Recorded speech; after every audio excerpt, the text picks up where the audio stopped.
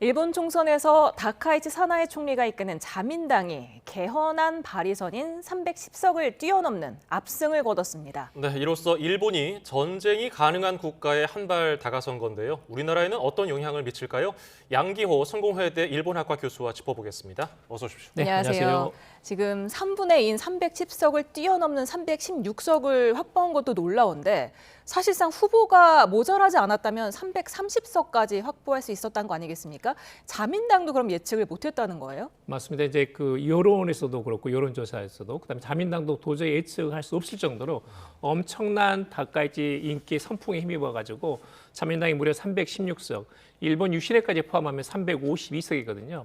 거의 4분의 3에 육박할 정도입니다. 이렇게 엄청난 대승을 거뒀던 것이고, 이제 그 일본에서는 중복 입후 보제가 가능하거든요. 소선거구제와 비례대표제 중복 입후 보제 가능한데 거기에 대비해 가지고 이 비례대표 충분하게 입후 보를 시켜놔야 되는데 말하자면 14석을 사실은 그 제대로 준비를 못함으로써 야당에게 뺏겼다 이렇게 보시면 됩니다. 쉽게 말하자면 그 정도로 압승을 거두었다 이렇게 볼 수가 있습니다.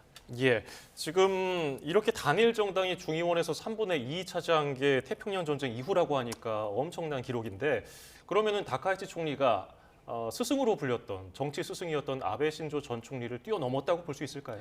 그렇습니다. 사실상 이제 이번 총선에 한해서만은 적어도 뛰어넘었다. 이제 총선에서 압승한 건 사실인데 과연 롱런할지는 모르죠. 그러니까 이제 지금 말씀대로 한다면 아베가 8년 이상 집권했기 때문에 예를 들면 독일의 메르켈이라든지 영국의 대처 수상처럼 만약에 롱런한다면 그런 이제 그 어떤 평가가 가능하지만 지금 상태로서는 일단 압승은 성공했지만 예. 롱런할지는 지금 상태로는 알 수 없다라는 겁니다. 예. 네. 첫 여성 총리로서 지금 취임한 지 한 3개월여 만에 이렇게 큰 인기를 아이돌급 인기라고 지금 표현을 하던데 얻게 된 배경이 뭘까요? 네, 그동안에 이제 자민당의 리버럴 기시다라든지 이시바 총리가 여러 가지 개혁을 했는데 실패했습니다. 그리고 인플레 대책이라든지 그다음에 일본 경제의 추락, 지금 성장률이 일본은 1%에 불과해요. 미국은 2%고 중국은 5%거든요. 그러니까 경제 볼륨을 생각한다면 일본이 장기 침체가 지금까지 이어지고 있다. 그리고 통일교 문제라든지 정치 부패 문제가 있었는데 이런 것에 대해서 전혀 리더십을 발휘하지 못했고 그다음에 야당에서도 이제 급조를 해가지고 중도 연합이라는 정당을 만들었는데 여기서도 굉장히 구태의연한 모습에다가 새로운 비전, 개혁, 혁신, 성장 그다음에 일본 경제가 세계 제2의 경제대국이고 잘 나갔던 그런 시절을 꿈꿀 수 있는 그런 희망을 전혀 보여주지 못했던 데 비해서 새로운 어떤 희망을 던져준 것이 바로 이제 그런 이 아베를 잇는 여자 아베로스 다카이치 총리의 전략이었고, 근데 그런 것들이 이제 중도층이 완전히 넘어올 정도로 먹혀 들어갔다. 말하자면 선거 전략에 크게 아주 대박을 쳤다 이렇게 볼 수가 있습니다. 그러면 이제 이런 결과가 동아시아에는 어떤 영향을 줄까? 중의원은 3분의 2 이상 차지했지만은 참의원은 아직 뭐 여소야대인데 그러면 전쟁 가능한 국가로 다시 돌아갈 개헌이 가능할까? 이건 어떻게 보십니까? 개헌은 약간은 지금은 이제 약간은 시간이 좀 남아 있습니다. 왜냐하면 지금은 이제 여당 연립으로 합하면 4분의 3을 차지했거든요. 그러면 이제 헌법 규정상 어떻게 되냐면 헌법을 개정하려면 중의원 참의위원회에서 각각 3분의 2를 통과해야 되고 그리고 국민투표에 붙여가지고 유권자의 절반 이상이 또다시 동의를 얻어야 됩니다. 그렇기 때문에 허들이 약간 높고 예. 그래서 이제 중의원에서 4분의 3은 사실인데 참의원에서는 지금 과반수도 안 되거든요. 예. 그래서 참의원에서 지금 또다시 3분의 1을 확보해야 되는데 그때까지는 2028년 7월 달까지 약 2년 반 정도가 남아 있습니다. 제가 보기로는 롱런을 할 수 있는지는 결국은 이 다카이치 총리의 경제 정책이 성공을 하고 그 낙수의 효과를 국민들한테 퍼져가지고 국민들이 실감할 수 있는 어떤 인플레 대책이라든지 성장을 누려야 되는데 그 가능성은 제가 보기에는 쉽지 않다, 어렵다. 근데 그런 점에서는 헌법 개정까지는 아마 먼 이야기다 이렇게 볼 수가 있습니다. 네. 사실상 자위대가 군대 역할을 하고 있음에도 불구하고 평화헌법이라고 불리는 제9조의 명기가 안 됐기 때문에 참 애매한 상황이잖아요. 이 때문에 다카이치 총리는 계속해서 자위대의 헌법 명기를 주장을 해왔는데 그렇게 되면은 좀 중의원이 이렇게까지 압승을 했는데 참의원이 좀 압박을 받는 경우는 없을까요? 네, 그런 이제 가능성은 있습니다만은 지금은 아무리 그 노력을 해도 참의원에서 3분의 1을 확보하는 것은 거의 불가능합니다. 그래서 당분간 이제 헌법 개정은 일본 국민들도 평화헌법에 대한 약간은 그 지지가 있거든요. 그렇기 때문에 이것을 쟁점화시키게 되면 오히려 코너에 몰릴 가능성이 있습니다. 말하자면 상당히 지지율이 급락할 가능성도 있거든요. 그래서 단기간으로는 아마 경제적인 성과를 내는데 주력할 것이라고 보고요. 그 대신 이런 걱정을 해야 됩니다. 그러니까 지금 방위 산문서를 개정해가지고 엄청난 국방비를 방위비를 쏟아붓고 있거든요. 예를 들면 미국에서 토마호크 미사일 400기를 사들인다든지, 그다음에 영국하고 이탈리아하고 공동으로 삼국이 지금 제6세대 이런 그 전투기, 신의 전투기를 개발하고 있거든요. 그다음에 이제 중국에 대비해 가지고 이 오키나와라든지 큐슈 쪽에다가 엄청나게 지금 기지를 건설하고 있습니다. 근데 그런 점에서는 이런 방위비 증강 또는 이제 일본의 방위 산업 지금 이제 여러 가지 그 조건을 다 해결했거든요. 그래서 한국도 상당히 라이벌로서 일본의 방산 같은 것이 등장하게 돼요. 그다음에 비핵 원칙도 지금 바꿀 가능성이 있거든요. 근데 그런 점에서는 헌법 개정하기는 쉽지 않지만 거기에 못지않을 정도로 굉장히 보수적인, 예를 들면 스파이 방지법, 방위 산문서 개정, 방위력 증강, 국방비 투입 이런 것들이 현실적으로 굉장히 이런 그 가속화될 가능성은 매우 높습니다. 그런 점에서는 동북아에서 군비 경쟁이 재현될 가능성이 굉장히 농후해졌다, 이렇게 볼 수 있습니다. 예. 방금 말씀하신 대로 사나이 총리가 강한 일본을 외쳤어요. 보통 국가로의 뭐 다시 돌아간다 이런 얘기도 했는데, 그러면 일본 국민들이 이렇게까지 많은 지지를 보내준 것, 일본 국민들이 보수화된 겁니까? 그렇다고 봐야 됩니다. 왜냐하면 지금 이제 거의 10대, 20대까지 포함해가지고 거의 90% 지지율이거든요. 예를 들면 이제 이전에 그 노다 요시코 야당 대표의 그런 이 SNS 뷰를 보게 되면 6만 4천 뷰 정도 됩니다. 그런데 거의 한 260만 뷰가 그 다카이치 총리가 나오는 겁니다. 그래서 연령 세대에 관계없이 아주 골고루 이렇게 압도적인 지지를 받고 있고요. 특히 그런 점에서는 이제 이런 그 SNS 전략이라든지 굉장히 통했습니다. 그리고 무엇보다도 일본 국민들이 장기 침체에서 가지고 있던 불만을 털어내고 완전히 그 강하고 풍요로운 일본, 옛날 잘 나가던 아베 시절의 일본을 내가 다시 만들겠다라고 하니까 이런 자민당 리버럴의 실패, 그다음에 야당의 실패 이런 것에 대해서 완전한 그 정권을 부여했다. 근데 그런 점에서 약간 위험하기도 합니다. 특히 이번에 선거 결과의 내역을 보게 되면 입헌민주당이 대표적인 그 리버럴 그 민주정당이었거든요. 그런데 야당이 얻은 의석수 64석 중에서 지금 그 대부분은 공명당이고 불과 14석밖에 안 됩니다. 말하자면 일본에서 진보 세력이 완전히 붕괴했다.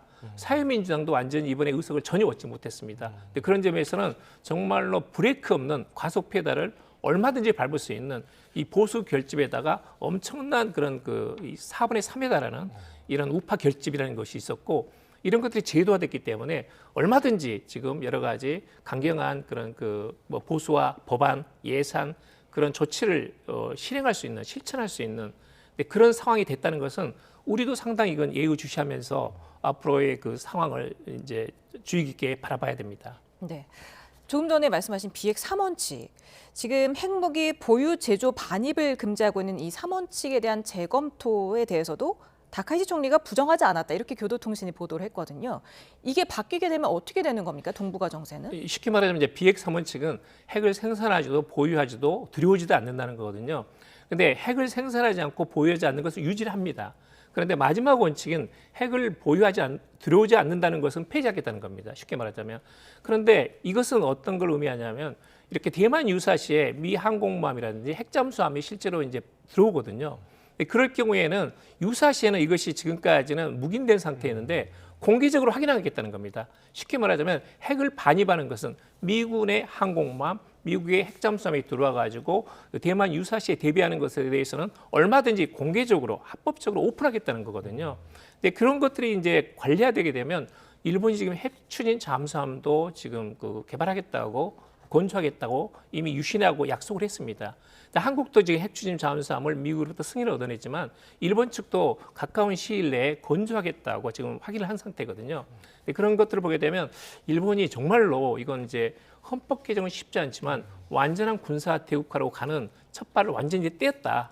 이제는 브레이크 없는 그런 가속 페달을 밟을 수 있게 됐다라는 점에서는 상당히 우리도 이제 조심스럽게 관찰을 해 나가야 됩니다. 예. 그래서 이제 우리나라와의 관계, 뭐 지금 초반 분위기는 아주 좋은 듯한 셔틀 외교 분위기가 나타나고 있는데 이 다카이시 총리가 이 중의원을 든든하게 구축했기 때문에 본인의 이제 마음대로 본인의 원래 좀 추구하던 방향대로 가지 않을까. 특히 과거사 문제요. 어떻게 전망하십니까? 저는 이제 우선은 그 한일 협력이 지금 중요하고 엄중한 국제 정세가 있기 때문에요. 그리고 이제 한일 간에 지금 그 정상 간에 상당히 좀 상호 이렇게 관계를 잘 갖고 나가자는 것은 공감대가 있거든요. 예. 네, 그런 점에서는 지금 가시적인 성과를 낼 수 있는 토대, 말하자면 강력한 리더십과 높은 지지율을 한국의 이재명 대통령도 일본의 다카이치 총리도 가지게 됐다, 보유하게 됐다는 점에서는 가시적인 성과를 낼 수 있는 기반이 만들어졌다. 그건 매우 긍정적입니다. 예. 전국이 안정됐다는 것은.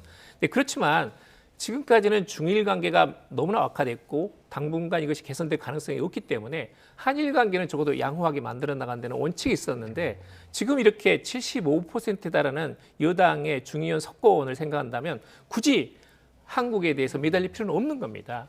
근데 그럴 경우는 미일 동맹이 강화되고 미중 관계가 더욱 상위적인 관계로 되게 되면 한일 관계는 상당히 이제 그 어떤 생커널리한 약간 부차적인 관계로 인식될 가능성도 있거든요. 예. 근데 그런 점에서는 이 한일 관계가 하위적인 변수로 들어가지 않도록 우리가 필요한 데는 목소리를 내고 특히 이제 일본에서 과거사 영토 문제에 대해서는 굉장히 강경하게 나올 가능성도 있습니다. 왜냐하면 이것은 보수 우파가 결집한 것이고 그것을 위해서 다카이치 강경 우파에게 투표한 거거든요. 네, 그런 점에서는 우리도 여기에 대해서 항상 관계가 지금은 좋지만 악화될 가능성을 배제할 수 없기 때문에 이것을 예의주시하면서 대비해야 된다. 이것이 매우 중요하다. 이렇게 말씀을 드리고 싶습니다. 네. 다카이치 총리는 또 자신이 꼭 심판받고 싶었던 건 경제 재정 정책을 크게 전환하는 책임 있는 적극 재정이다. 이렇게 밝혔거든요. 오늘 압승하면서 지금 일본의 증시가 종가 기준 그리고 장중 최고가를 둘 다 경신했습니다. 어떻게 예상하세요? 맞습니다. 이제 이 아베노믹스하고 다른 건 뭐냐면 아베노믹스는 돈을 풀고 엔저한다는 건데 여기에 사나이노믹스는 이제 성장 산업에다 17개 분야에다 적극적으로 투자하겠다는 거거든요. 그러니까 뭐 100조 원 이상을 들여가지고 이 17개 분야에 대해서 거기는 방산도 있고 뭐 우주도 있고 AI도 있고 반도체도 있습니다. 여기에도 집중 육성을 하겠다는 겁니다. 예. 그러니까 당연히 주가가 올라가지고 57,000원까지 지금 찍었거든요. 예. 이런 상황은 계속되겠지만 문제는 뭐냐면 돈을 풀면 풀수록 엔저가 진행되면 될수록 결국 물가는 올라갈 수밖에 없습니다. 그러면 인플레가 계속 진행되게 되면 일본 국민이 가장 중요시하는 지금 경제 대책이 인플레. 지금 실질 소득이 계속 지속적으로 감소하고 있거든요. 이 상황에 대해서 정말 일본 국민들이 체감할 수 있느냐? 저는 그건 보장할 수 없다. 근데 그런 점에서는 과연 롱런할 수 있겠느냐에 대해서는 다른 문제다. 올해 연말에 가가지고 지금까지 과연 이런 70%가 넘는 내각 지지율을 다카이치 총리가 자랑할 수 있을까에 대해서는 저는 아마 부정적인 어떤 가능성이 높지 않나 그런 생각도 합니다. 예, 오늘 도움 말씀은 여기서 줄일까 합니다. 양기호 성공회대 일본학과 교수였습니다. 고맙습니다. 감사합니다. 감사합니다.